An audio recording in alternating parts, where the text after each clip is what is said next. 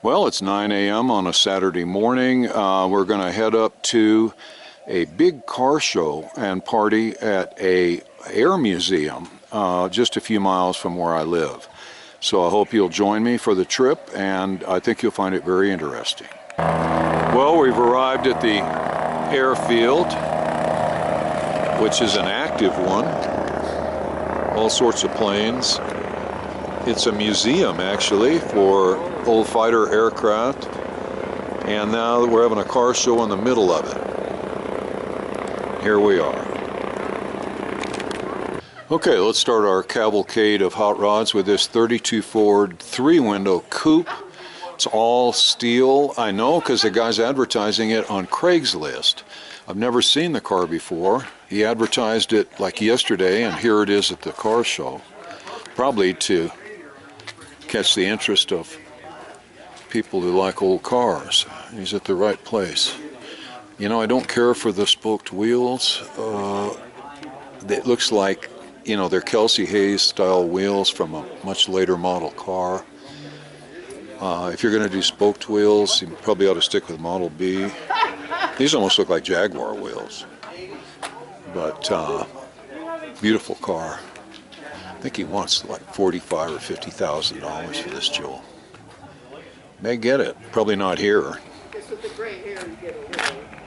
Here, right next to it, is a super nice, very traditional style hot rod with the steel wheels, beauty rings, and little Ford baby moons, big white walls, gorgeous body.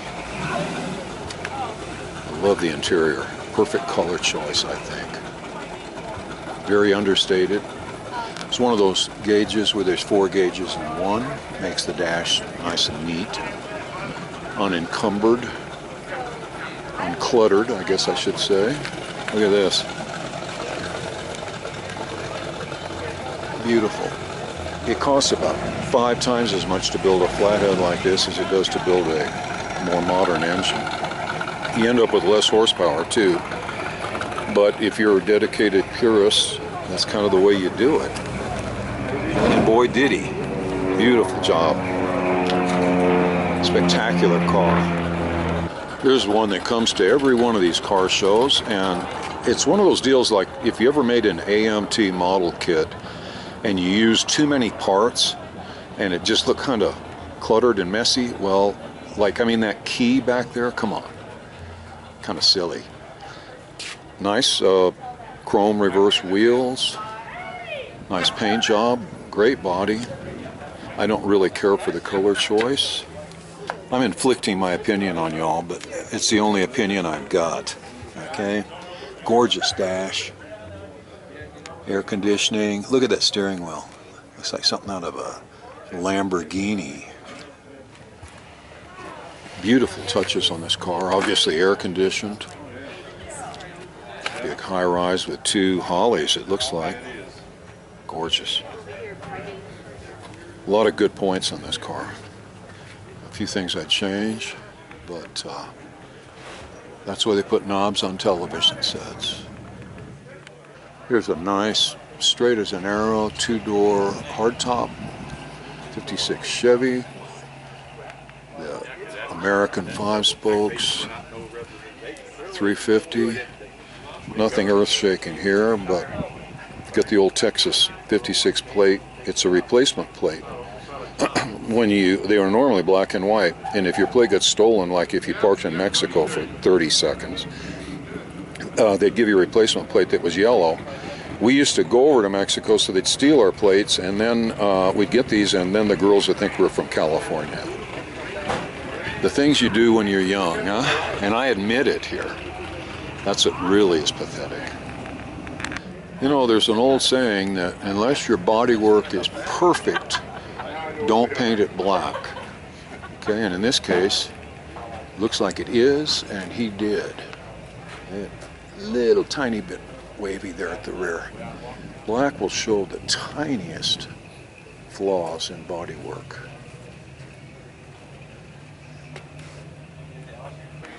Okay, here we are at the front, and you can see the grille and bumper. Everything is absolutely first class. I'll tell you, these old trucks had hard lives. And to put one back in this kind of shape, look at the dash, gorgeous. To do this is a almost superhuman task, you know. And then look at the bed. Brought a tent with him, it looks like. Look at the wood, absolutely gorgeous. This car belongs to a friend of mine. He's, I would say, the best hot rod builder in, God, like a 500-mile radius. This is his latest creation. The little tiny moon tank is an overflow tank for the radiator. And the funny thing about these tanks, the smaller they are, the more expensive they are. Very strange. Look at those salt flat wheels polished with the knockoffs cost about $200 a piece or so. They're horrendously expensive. He wanted to get a little color contrast on the engine. He sure did. Isn't that gorgeous? The transparent valve covers. First set gave him trouble. They had some cracks because he cut them and put breathers in them. And on this set, he avoided that. And these are holding up real well. So all fiberglass body, but a real first-class one. And look in here. He's got almost like lawn chairs, but it gives you sort of a suspension. It's like you're sitting on a trampoline. Okay, then look at the drink holders down there, and he likes manual transmission, so this one is a 6-speed.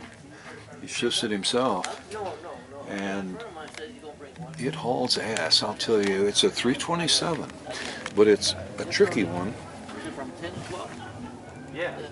And aluminum heads, this is the best of everything.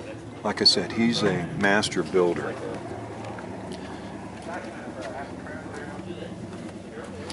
Tire and wheel combination costs more than most people's cars. It's a beaut. Look at that little ventilated rear window on the convertible top. Like I said, all sorts of neat touches that he puts into cars. Stuff we haven't even thought of yet. Very inventive. Okay, let's take a look at this jewel. Beautiful pinstriping. Nice color.